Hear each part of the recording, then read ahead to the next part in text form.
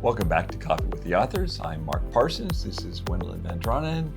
We are traditionally published authors who are here to help you decode craft and business of writing. In this episode, we're going to share 5 tips that we hope will help you get your story written.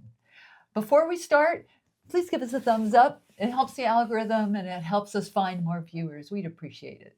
So the first motivation tip we have is kind of an analogy to maybe exercise, which is get out the door.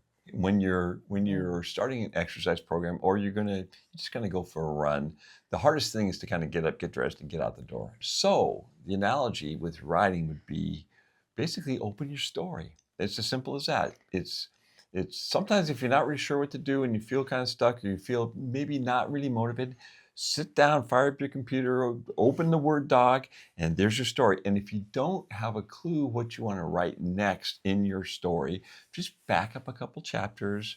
It's like kind of going for a little warm-up walk before you start running. Just back up a couple chapters, read through those chapters, kind of get back in the voice, get back in the vibe of your story.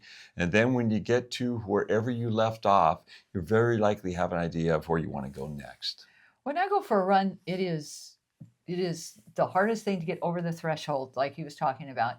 But if I spend too much time getting ready to go over the threshold, then I can talk myself out of it. I mean, there are other things that come up. I should do this, you should do that. It's just like, really, you just need to get over the threshold, because once you're out the door, there you go. So the same thing with writing. You don't want to have this whole preamble to opening your Word doc. You want to just open it and look at it. That's it. Tip 1, open it. Step 2 is to brew your story. Okay, so what that means is I noticed that when I would make my tea, you boil the water for 2 minutes in the microwave, you put your little tea bag in there for a minute or two, and in the time it took for me to make my tea, I could do so much in the kitchen. It was amazing. I'd get half the dishes done. It was just like, it's amazing how much you can get done in 3 minutes. So we used to say like, oh, I can't get into my story. I don't know. If I don't have an hour or more to write, I really can't get into it. That's just kind of an excuse, really. But the fact is that, and now I'm not saying 3 minutes you can get a lot of writing done. Okay, but the fact is that it takes less time than you realize to actually affect a change. So if you open your story, and even if you spend like 10 minutes working on it, it's like your momentum has started. You are in the groove a little bit. You are on your way. So even if that 10 minutes is a very short period of time, and you feel like I can't do anything in 10 minutes, even just reading the last thing you wrote, which he just talked about, even if you just do that, it kind of jumpstarts your brain and it gets you thinking about your story. So the second one is brew your story. It only takes 3 minutes to make a cup of tea.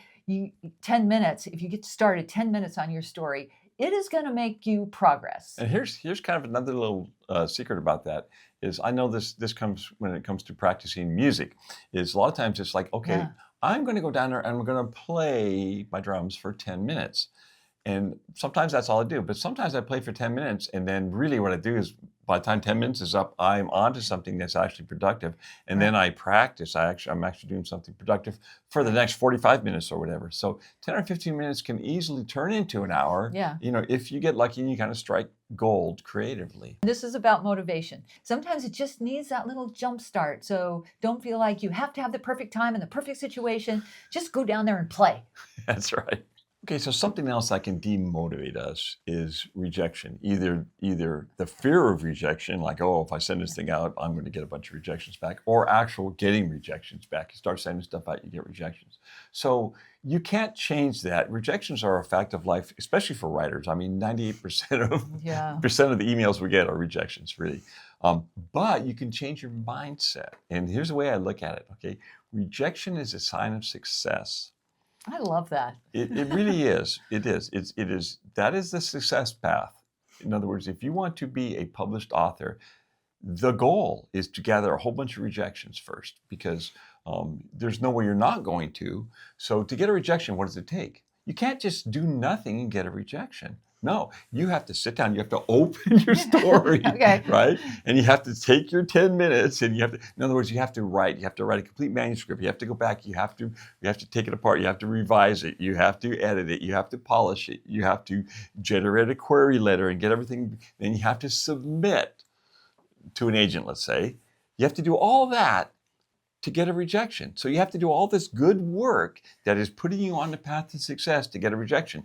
And if you're getting rejections, that means you are on the success path. And then once you get an agent, same thing happens. You do all this stuff, and you're on submission to editors, and they have to contact an editor. Hey, Sally, would you like to look at this story? And then they send it to them. They have to do all that work.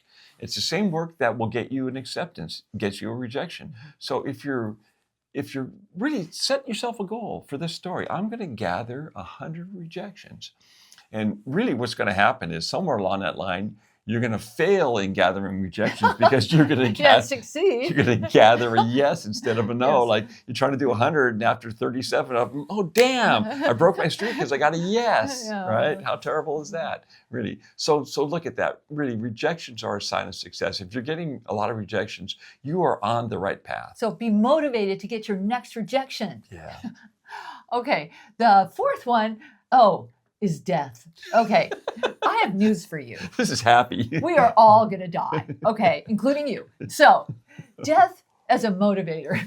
And I use this because it's been a big motivator. Okay, I've been published for 30 years now, and my 40th book is coming out this year. So, what has motivated me a lot of it has been that I don't want to die before my story's done. Okay, so I have this 18-book mystery series, and there came a point, okay, earlier in our family life, I didn't want to die. Well, I didn't want to die.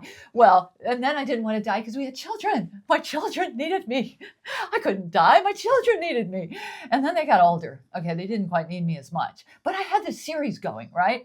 And so I have this girl that I made up, and she's growing up a month at a time from book to book across 18 books. And I have this whole big plan for getting her through the final book. Through middle school. So yeah. I can't die before that happens. I've also acquired at this point a pretty big and passionate fan base. And they would just kill me if I died before I got Sammy to the end of the story arc to figure out who her dad was and all that kind of stuff.